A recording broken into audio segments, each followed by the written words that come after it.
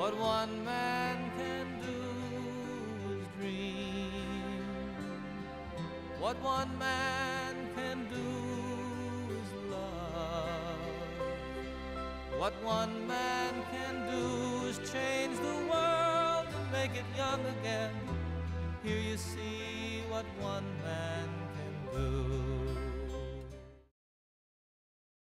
In Africa, 150 out of every 1,000 children, or 15%, die before age 5. Most die from the effects of contaminated drinking water. Many people walk 5 and 6 miles a day just to get a pail of water, even though it's most likely contaminated. Not only is this a health crisis of epic proportions, but it's also a terrible waste of human energy. Energy that could be better spent growing crops, providing services, or becoming educated. This presentation is about the plight of hundreds of thousands of people in Ghana, a country about the size of Oregon, in one of the worst areas on this earth when it comes to the lack of clean water. It illustrates the determination and compassion of one man, Ken Wood, who decided to do everything he could to address this problem. It displays the incredible expressions of gratitude like most of us have never witnessed. Gratitude from those who, for the first time in their lives, have access to clean water from a well right in their own village. Finally, it asks for your support in helping Kenny to continue and grow this incredible humanitarian effort. Ken Wood owns Lifetime Well Drilling, a family-owned company in Denton, Maryland.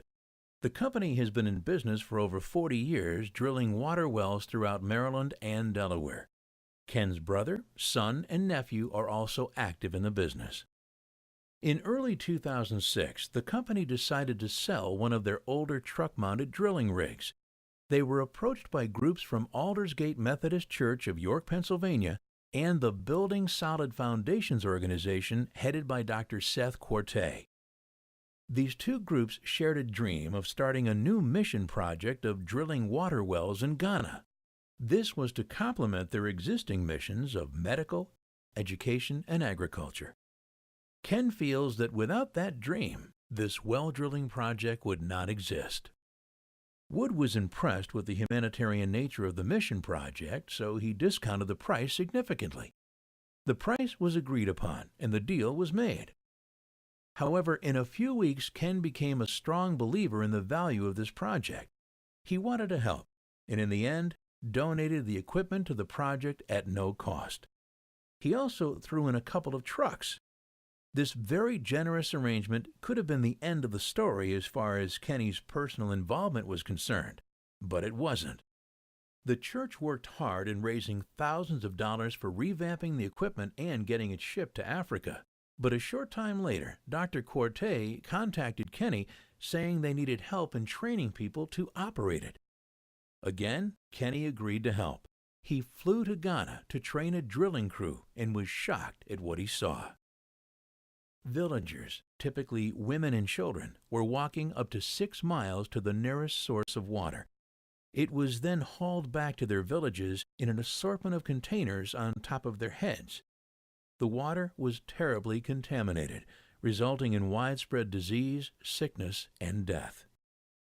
This small puddle is an extreme example of what some were using as a source of water. Clean water was nowhere to be found in this rural area of southeast Ghana. Kenny observed people scraping green scum off the surface of the water before filling their containers and starting the long trek home.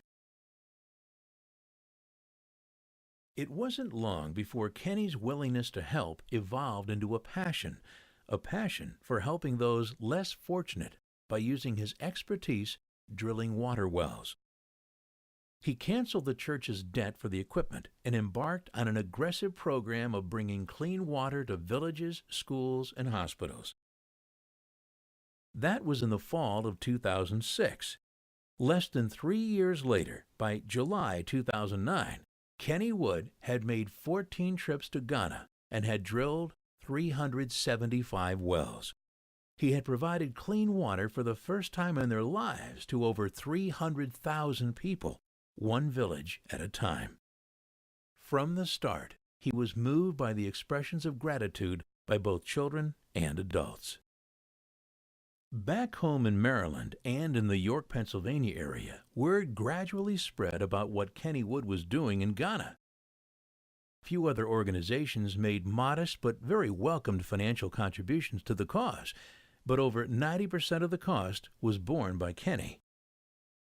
He sold his adult toys to help finance the project, a cherished 1957 Thunderbird convertible and his son's boat.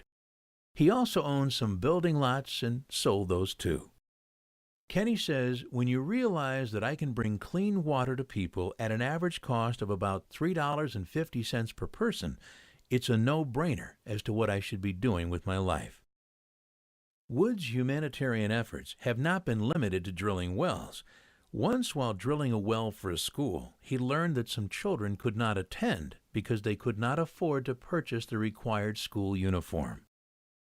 He mentioned this to a group in his hometown, and they organized an annual fun run to raise money for supplying uniforms to all the children in that school area. Kenny then began supplying all of those children with shoes. Another project originated when Kenny visited a machine shop to have a part made to replace a broken part on the drilling rig.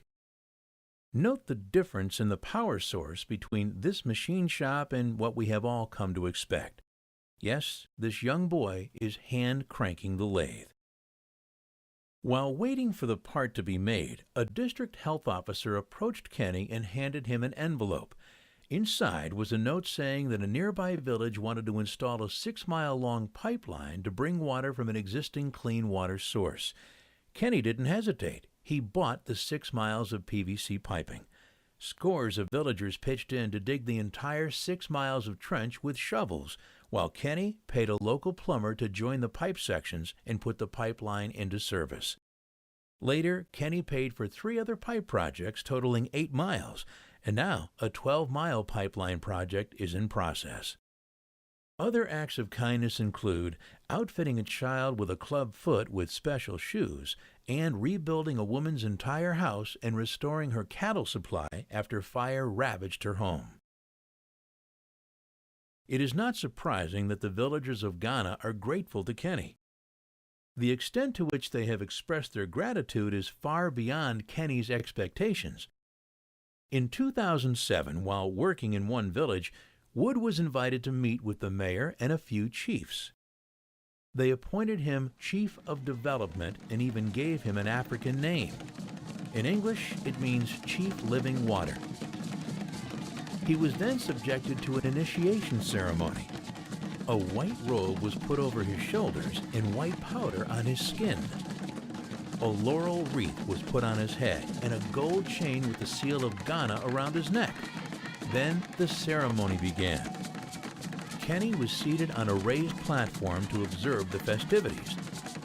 It involved about 1,500 villagers dancing to the beat of drums. It lasted 4.5 hours. Kenny said sitting through this long celebration was the most difficult part of the entire Ghana project. This is one of the many ways the villagers have said thank you to Kenny Wood for all he's done. Looking ahead, Kenny has identified 600 villages in an area with underlying rock formation. They all need wells, but the existing drilling rig is not capable of penetrating rock. Now, this did not deter Wood. He located and purchased a late-model rock drilling rig at a bargain price of $160,000. He also acquired a water truck, service truck, and air compressor. The equipment will be thoroughly reconditioned and shipped to Ghana by late September 2009 and will be put into service by January 2010. By then, Kenny believes one of the villagers who's been his helper for the last 2 years will have enough experience to operate the existing sand rig without Kenny's assistance. This will effectively double their production rate. For more information, we strongly encourage you to visit lifetimewellsforghana.com. The story and the pictures are compelling.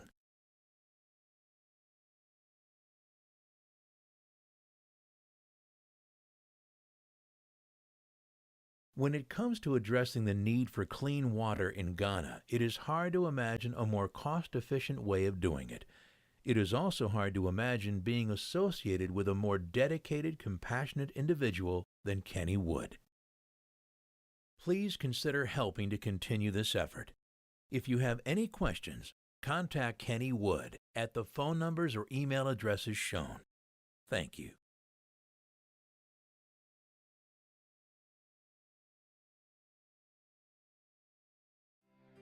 What one man can do is dream. What one man can do is love. What one man can do is change the world and make it young again. Here you see what one man